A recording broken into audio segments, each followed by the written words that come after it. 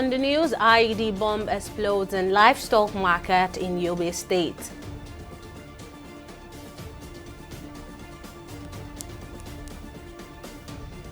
Defense Minister urges organizers of protests to engage in dialogue with the Nigerian government.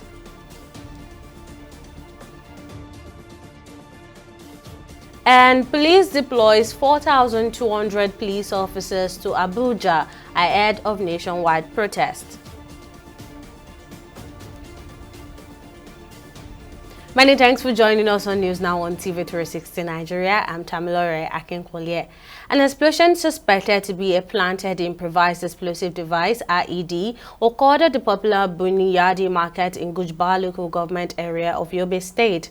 According to residents of Buni, the incident took place around 12:30 p.m. on Friday, injuring a girl. Captain Mohammed Shehu, spokesman of the Sector 2 Joint Task Force Operation Adinkai, confirmed the incident, adding that another IED planted in the market was discovered and successfully detonated by the army. Captain Shehu clarified that only victim of the explosion is currently receiving treatment at the health facility in Buniyadi.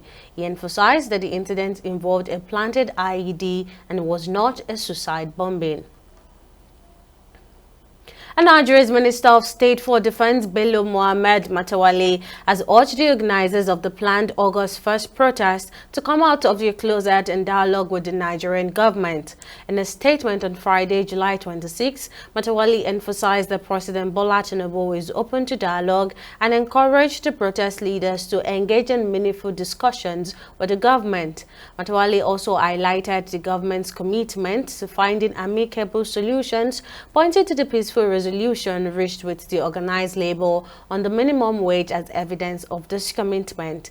The minister reaffirmed that while peaceful protest is a constitutional right, any form of violence or destruction is a crime, and the government is determined to enforce the law to protect national security, public safety, and order.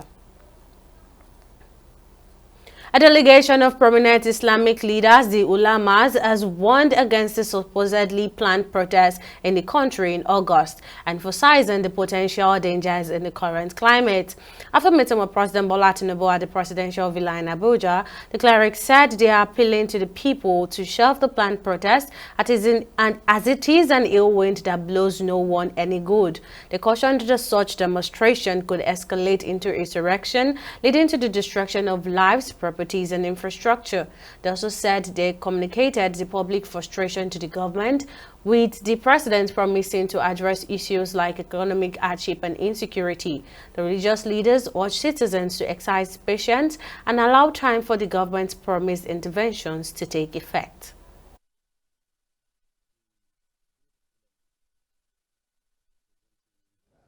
The Islamic groups were here, and we sat with Mr. President, and alhamdulillah, we are a medium through which the less privileged in the society can send their views, their concern to the President. And alhamdulillah, we have taken up what people are saying about the hardship, the insecurity, and what have you. And alhamdulillah, the President listened to us. We are those who became the ambassadors of this government, or the people of Nigeria, to Niger Republic when, ECOWAS was about to be aparted. And we went there to Niger and talked to the people of Niger, and it yielded a fruitful result. And people are expecting that what is happening in Nigeria, that we should come and see President. And alhamdulillah, we're here. We met with the President, and alhamdulillah, President welcome us and appreciate what we are here for, what we brought. And he promised to tackle and take care. So we're appealing to both Nigerians, Muslim and Christians, that they should be patient. Inshallah, a result will come out. That's all we are here for. Meanwhile, the Nigerian police has said it will resist any violence during the planned nationwide protest. Police Public Relations Officer Josephine Ade said the FCT command has deployed 4,200 officers to maintain order and prevent any outbreak of violence.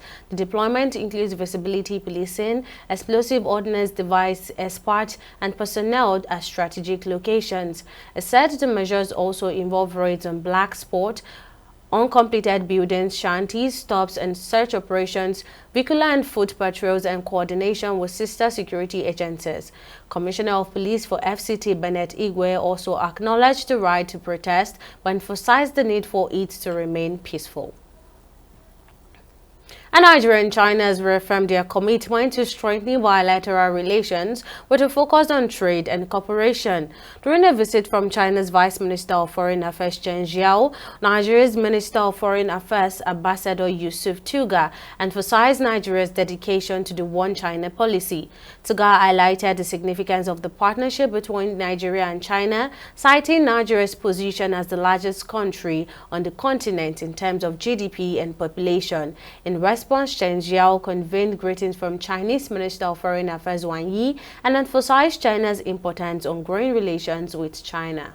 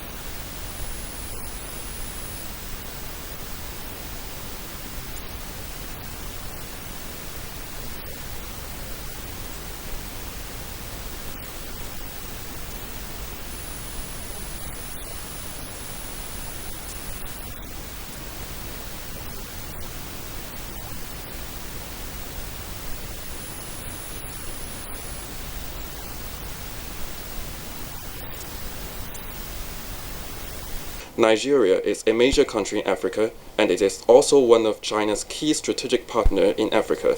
China attaches great importance to growing relations with Nigeria and is ready to work with Nigeria to take the FOCAC and Belt and Road cooperation as an opportunity to work toward new progress of our bilateral cooperation to the benefit of our two peoples.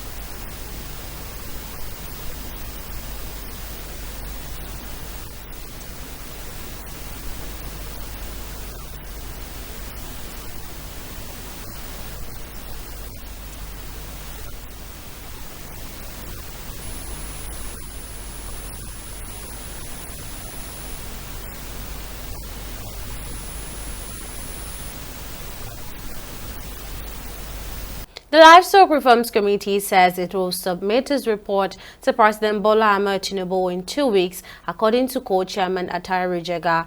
Speaking to State House correspondents after updating the president on the committee's activities, Jega assured that their recommendations will provide a lasting solution to the conflicts between farmers and herders, adding significant value to the livestock sector and mitigating associated crises.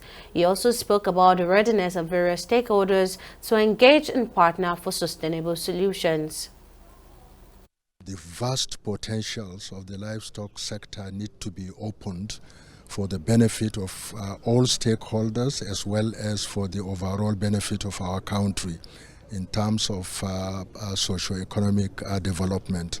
So our meeting today is to meet with Mr. President and to update him about what we have been doing since the inauguration of the committee, and to also receive further guidance in terms of how we will continue to do this job very professionally, efficiently, and with the clear objective of achieving the goals that have been defined for this program.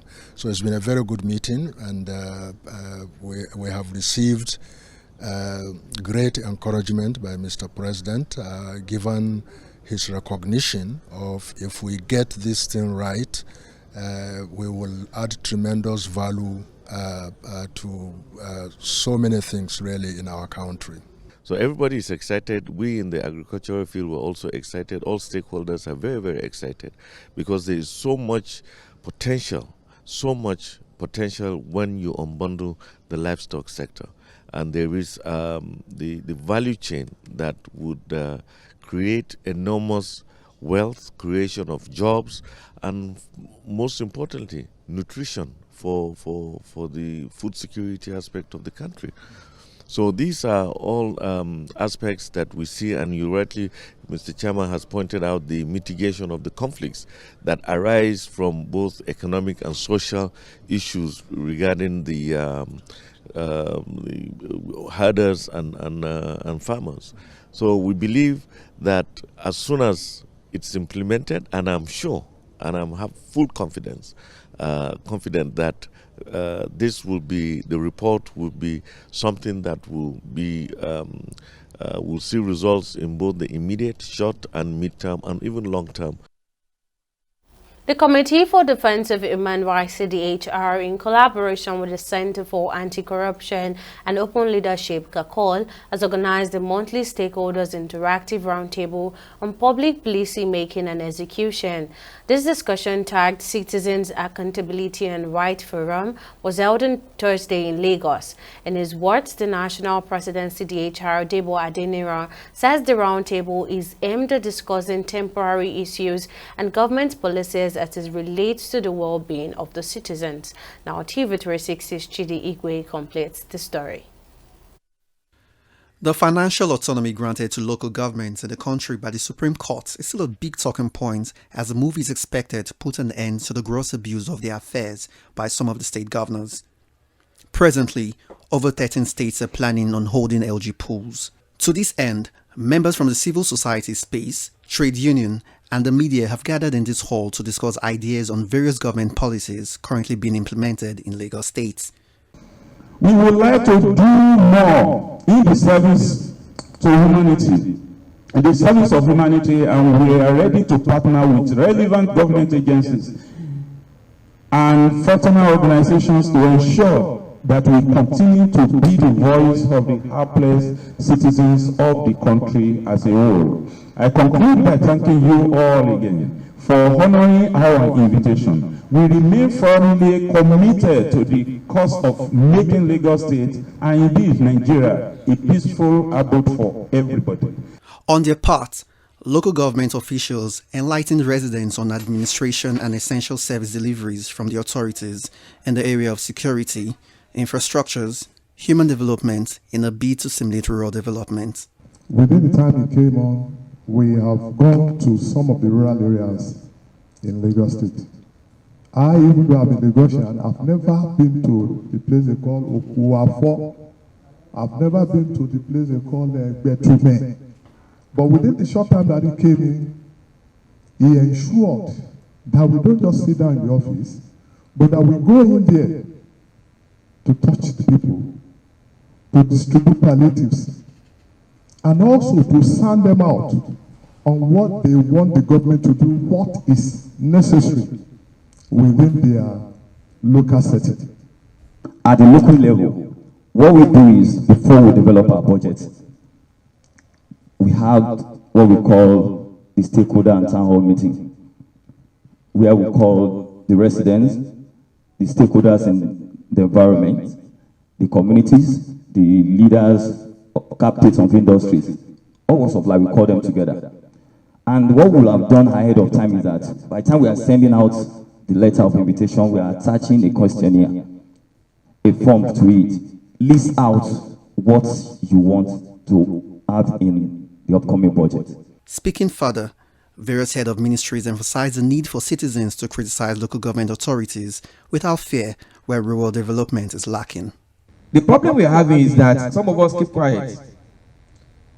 Ignorance is not an excuse. If you want anything from council, write there, write the chairman, give the letter to the chairman's office. Have the freedom to ask, to request. They will answer you. There is visiting hour in local governments. Ask them, go to them. They will attend to you. So let's visit our council if you want anything from them.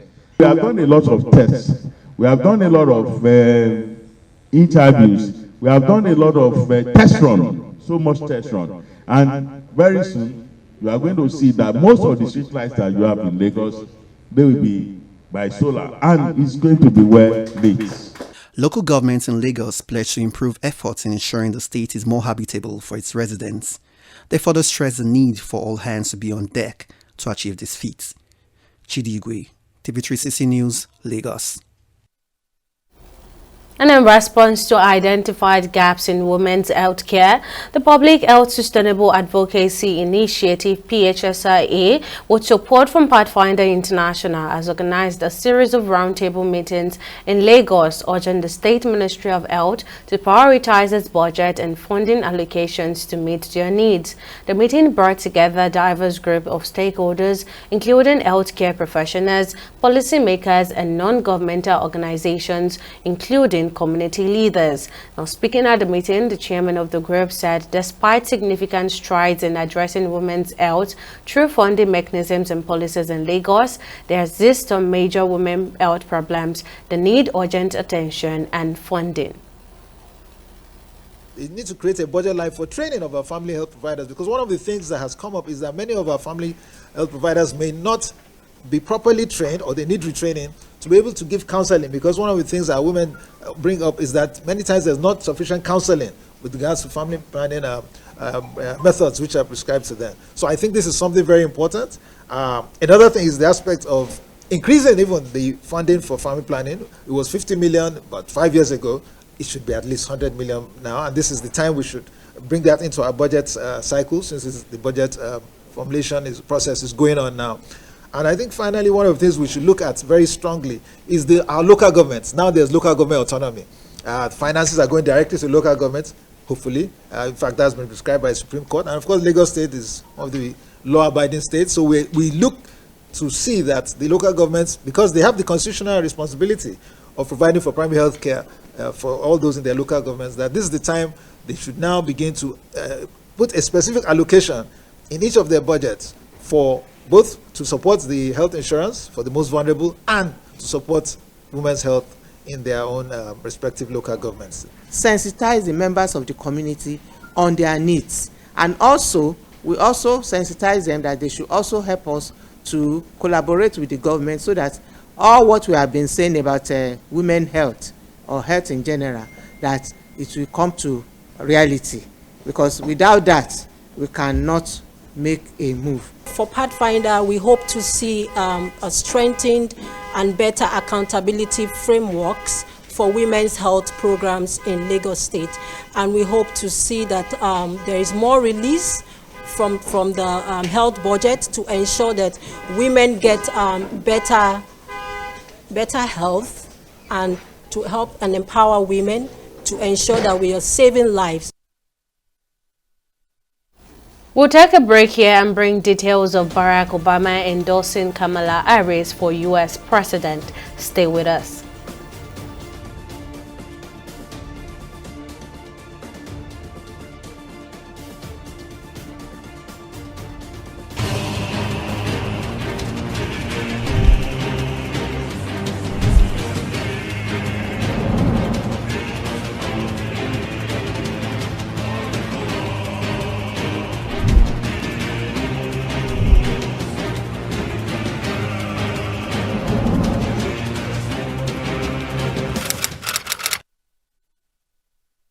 In the last 3 years, we have built a multi-purpose center, which is the envy of all in our constituency. And I can tell you that the people who are living there are already enjoying it.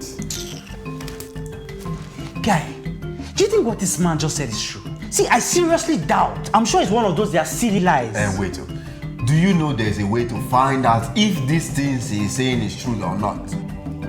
This is the Construct app. It gives people like us a sure way to track implementation of constituency projects. It gives valid and verified information on location of projects, amounts allocated, amount funded, the level of job done, and even the profiles of concerned legislators. You and I can post directly on this app. Are you serious? This is the GoTour app if you want to know how our Commonwealth is being expanded by the government. Wow.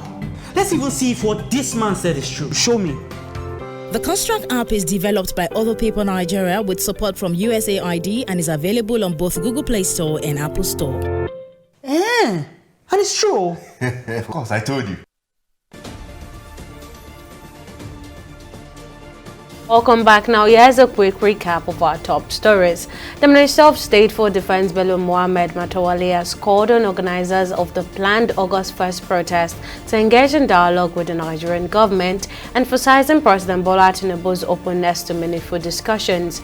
In a statement on July 26, Matawalle highlighted the government's commitment to finding amicable solutions, citing the peaceful resolution with the organized labor on the minimum wage is evident.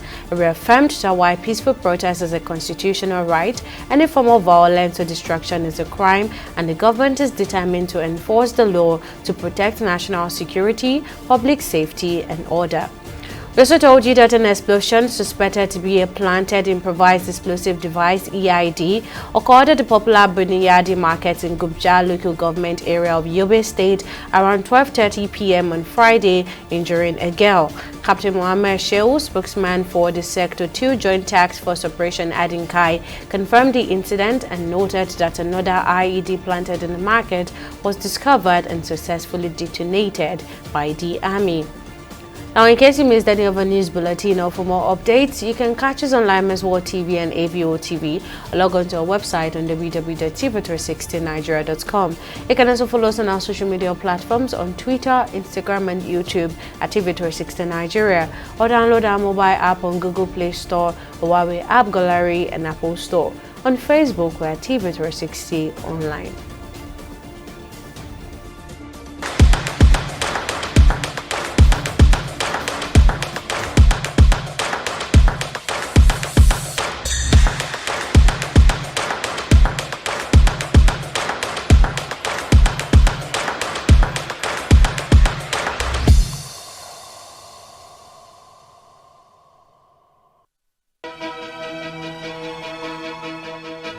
Opinions are free, facts are sacred, but truth is universal.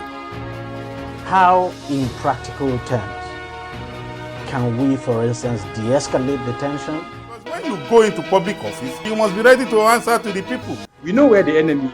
3 places, the Lake Chad Basin, the border area between Nigeria and Cameroon, and then the Sambisa Forest.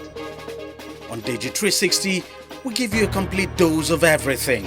Opinion, facts, and undiluted truth. I hardly believe what politicians have said in this part of the world. A new Nigeria is possible, a future is possible. We delve into the issues, dissect it so that you can understand it, and use it to take action. I don't think there's any need for any governor to look for grant for ranching. Digi360, dissecting the issues.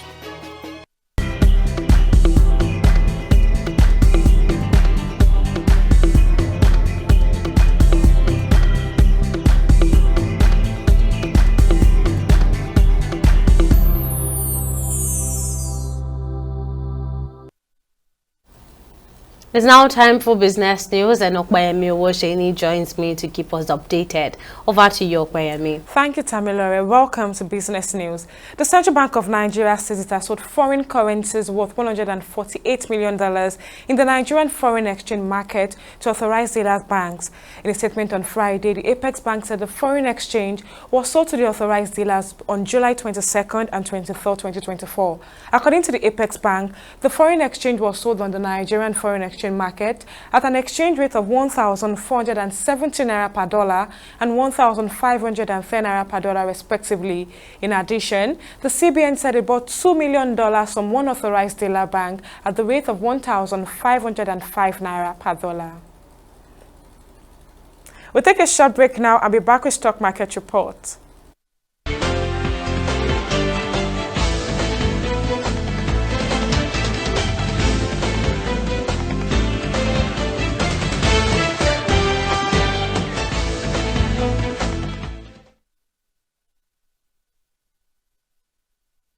Welcome back. Nigeria's equities market decreased by 2.33% or about 1.23 trillion naira in the trading week ended Friday, July 26th. The market recorded 4 days of negative closes as against 1 day win. Now on Friday, the market decreased by 1.95%. It had opened the week under review in green, but traded negatively for 4 days after the MPC meeting of the central bank hiked benchmark interest rate again. Now on the losing side, Etana came out last and end of the price depreciation of 10% at 16 naira 20 kobo per share. So it's followed closely by Dangote Cement. Now overall, a total of 1,103 million volumes of shares were exchanged in 9,098 deals, corresponding to a market value of over 21 billion naira. Now when compared with the previous NGX trading day, that's Thursday, today's data shows about 201% improvement in volume, 214% improvement in turnover, and 11% improvement in deals. Looking at our foreign scene, global equities were mixed as the UK FTSE and US Dow Jones maintained their winning streak. Japan's Nikkei, however, maintained its losing streak to close at 0.53%. Switching gears to the forex scene, the naira dipped further to trade at 1,595 naira to a dollar. That's on the black market. Pounds traded at 2,060 naira on the black market, and the euros traded at 1,700 naira on the black market as well. Well, that's it on both business and stock market report. Back to you, Tamilore, for the rest of the news. Thank you for that update, Okpayemi. Now on the global scene, former U.S. President Barack Obama has endorsed Kamala Harris' bid for the White House. In a post on his X end on Friday, Obama said he, alongside his wife Michelle, threw their support behind Kamala Harris, adding that she would make a good president for the United States. In a 1-minute-long video that captured a private phone call between the couple and the Vice President, Harris expressed gratitude for the endorsement and their long-time friendship. Obama, the first U.S. black president, remains one of the most popular figures in the Democratic Party even after more than a decade has passed since it was last elected. And finally, on sport, Nigeria's Sport Minister John Enoh remains optimistic about the Super Falcons' chances of advancing past the group stage at the 2024 Olympic Games. Despite a disappointing 1-0 defeat to Brazil in their opening match, Enoh is confident that the team under coach Randy Waldrum has the quality to overcome world champion Spain in their next game on Sunday. He praised the players for their spirited performance against Brazil and believes a victory over Spain in Nantes is crucial for the Super Falcons to progress to the quarterfinals. And that wraps up our bulletin on News Now. Many thanks for watching. See you again next time.